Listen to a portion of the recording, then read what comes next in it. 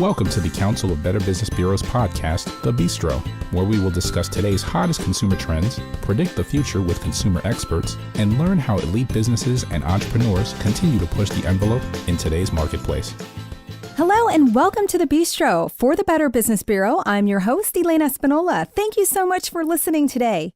Here at the BBB, we continue to do what we do best, which is offer helpful information to encourage a more educated and empowering consumer experience. The National Cybersecurity Alliance and the Better Business Bureau are encouraging consumers to make their personal cybersecurity a priority. Here to talk about how to protect your digital identity is Michael Kaiser, the Executive Director with the National Cybersecurity Alliance. Michael, welcome to the Bistro. Thank you for joining us. Well, thanks for having us in. Yeah, this is excellent because this is really important information. And, I'm wondering, first, can you tell us what the mission and the vision of the National Cybersecurity Alliance is? Yeah, we really have a very singular purpose, which is helping consumers and small and medium-sized businesses be as safe and secure as they can online. Okay. Really through education and awareness and some key programs that people hopefully have heard of, like National Cybersecurity Awareness Month in October, Data Privacy Day in January, and our very overarching umbrella, the Stop, Think, Connect campaign. Sure. So it's very clear that this, the work that you do is so important as everyone is online every day. They're connecting, they're doing business, they're sharing information. Can you tell me about the partnership between the NCSA and the BBB in regards to consumers and the topic of cybersecurity? Yeah, well, this goes back several years now, and the BBB is an incredible trusted brand for consumers around information of all different kinds, but certainly in this case around online security and safety.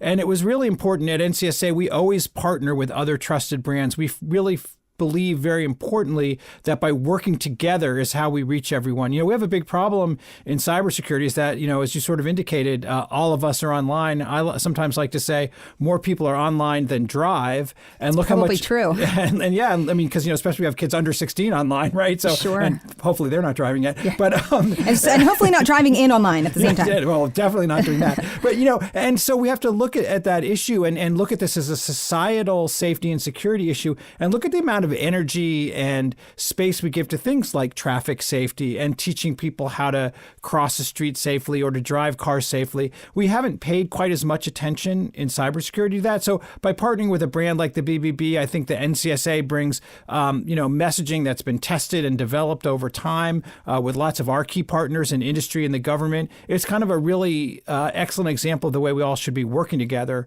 to help people. Sure. That's a really great analogy. We teach young kids and everybody all of rules around society and what we should do out and about to be safe and secure. Are we doing that online? That's interesting. And that's why we're here today to talk more about that. Talk to us about, it's springtime. So we're doing sort of a spring cleaning in our homes. Talk to us about what a digital spring cleaning should look like. Yeah, well, we look at in the cybersecurity arena, unfortunately, most people first act after something bad happens, right? You hear about a Yahoo breach, you hear about your information being lost by someone who you've given it to, and then you decide, I've got to fix things, right? I've got to, change my password or those kinds of things. But for digital spring cleaning, we look at it just like, occasionally you got to clean out your closet, occasionally you got to clean out the garage, and frankly, occasionally you got to clean up your digital life. And that's really what the idea behind the digital spring cleaning is. And it's really pretty simple. We have some simple things that people can do. We have a long-standing kind of advice for people, which is keep a clean machine, right? Which obviously lines up very well with spring cleaning. But that's really very simple about any device that you have that's connected to the internet has to be kept free from infections and malware. And you do that by keeping all your software up to date. Sure. And you do that by cleaning out your apps that you no longer use. Sure. And maybe deleting other applications that are no longer in use to keep. And that's everything, by the way. I think some people think, it's just my PC, but it's also your phone, right? It could be your tablet. And depending what other kinds of devices you have, they may have things that need to be updated as well. Sure. So I want to talk a little bit about a checklist in a moment here. The BBB has hosted Secure Your ID shredding events to help consumers safely dispose of paper files they no longer need. And in recent years, many events have added the electronic shredding to the mix to help consumers deal with old hard drives and other electronic data storage. This year, April 22nd, the BBB offices around the country are offering free events to help consumers do just this. And so I want to know, you mentioned the digital spring cleaning and some things we need to take a look at. I know there's a actual digital spring cleaning checklist created by the NCSA. Can you talk to us a little bit about that checklist?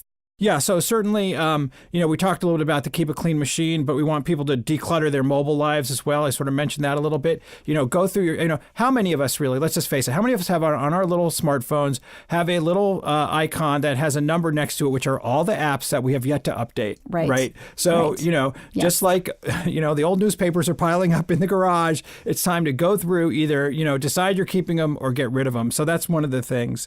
We also, encourage people to just clean out and purge. Right? To really look at what kinds of things they have and clean up your email, for example. A lot of us have subscribed to emails over time and we no longer want them, but they come every day. We just delete them. Maybe we don't delete them.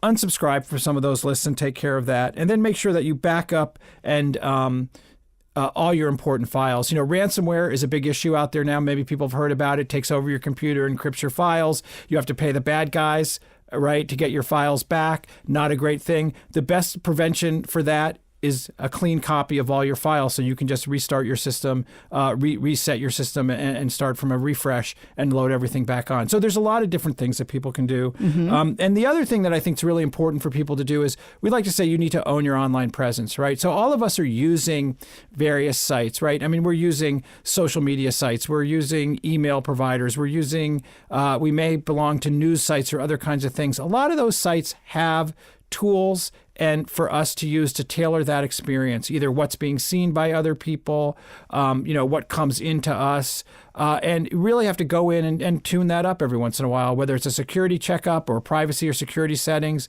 Those are the things that people can do in a spring cleaning. Yeah, that's great advice. A lot of times when we upload or download the apps, right, so that we can use them, sometimes they take some information and I think sometimes it even asks you, is it okay if we, look at your friends list or this or that before you download this? And people just want the app and they want the information. So they say, sure, but maybe they should go back and take a look at what they said yes to. And like you said, over time, take a look at all those apps and all the information that you're sharing and see if you could maybe stop using some of the apps that you're not using because your information is out there, right, attached with these apps.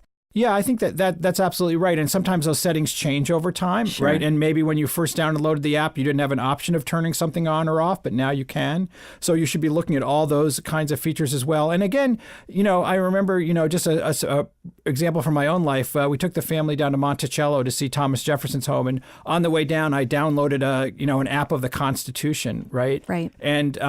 And then months later, I was getting, well, you need to update this app. And I'm like, well, why would I need to update this app? For one reason, the Constitution doesn't change very much. Good point. Yeah. But also, but we're no longer using that app, right? Sure. It reminds you that we downloaded an app. Maybe we downloaded an app because we went to a city on a vacation and we wanted to get the hot restaurants, but now we're not going back there for another 2 years. Mm-hmm. Those kinds of things. And we do that all the time on our phones, right? Sure. Download it and then don't use it. So that's another element that people should pay attention to. Sure. And hey, by the way, it's taking up space on our phone.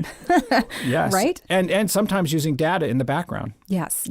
So, all of these are really great tips, and they're probably things that people know they should do every once in a while, but to have an actual checklist on your website is a great place for someone to start because we know we should do these things, but we don't always get to it. And I love the idea of, hey, when you're doing your spring cleaning, consider your digital devices as well. I think that's great.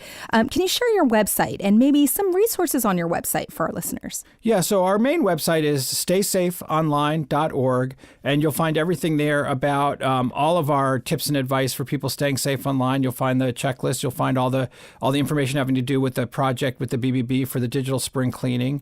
You'll find there how you can engage in other activities that we do, like National Cybersecurity Awareness Month, like Data Privacy Day, and the Stop Think Connect campaign.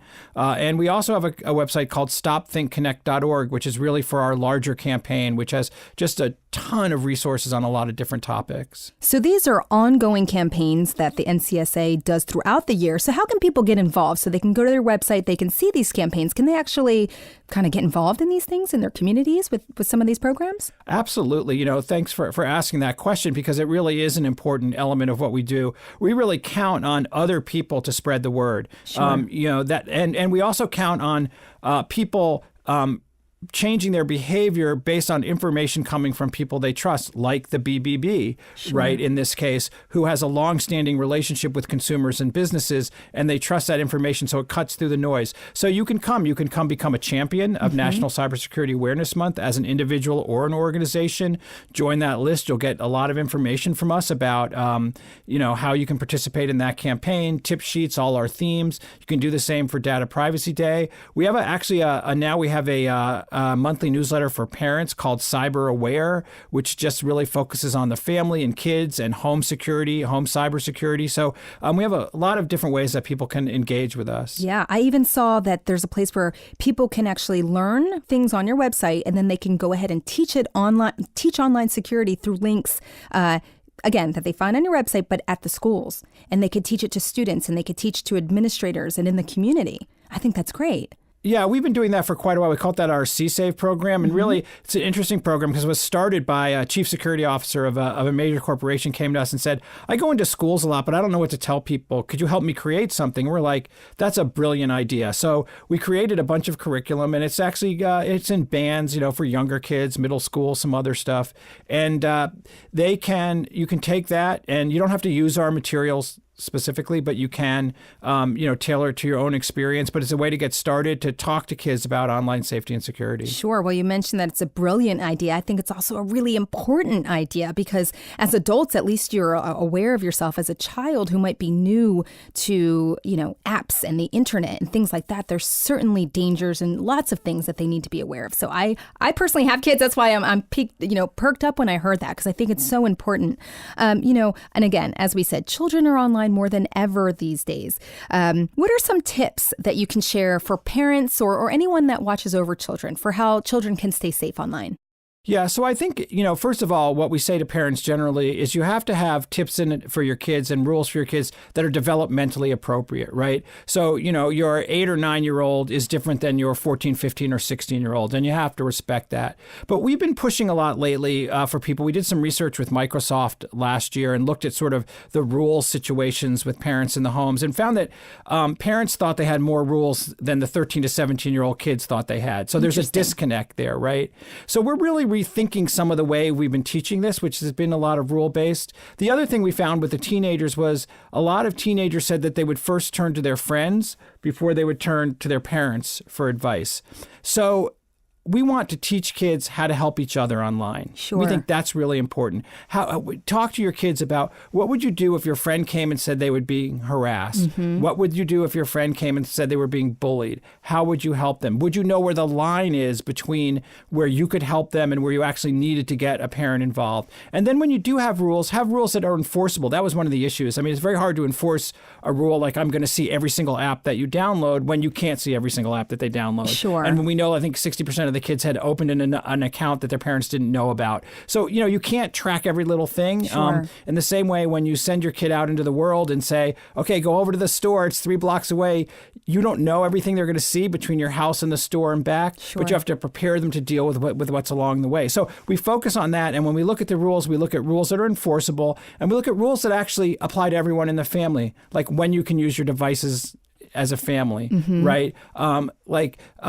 How each member of the family, what you're allowed to post and not post about each other, right? This is a family situation, right? And kids have interests in that as well. And then enforcing those collectively as a team. Yeah, that's wonderful. So if you're listening right now, make sure you go to staysafeonline.org to find out some of these resources, and definitely make sure you talk to your kids about it. So, Michael, I want to thank you so much for joining us today on the Bistro. You've provided a lot of great tips for consumers around personal cybersecurity, and they're so important. We hope that our listeners take this information and use it, and more importantly, share it with people that you care about.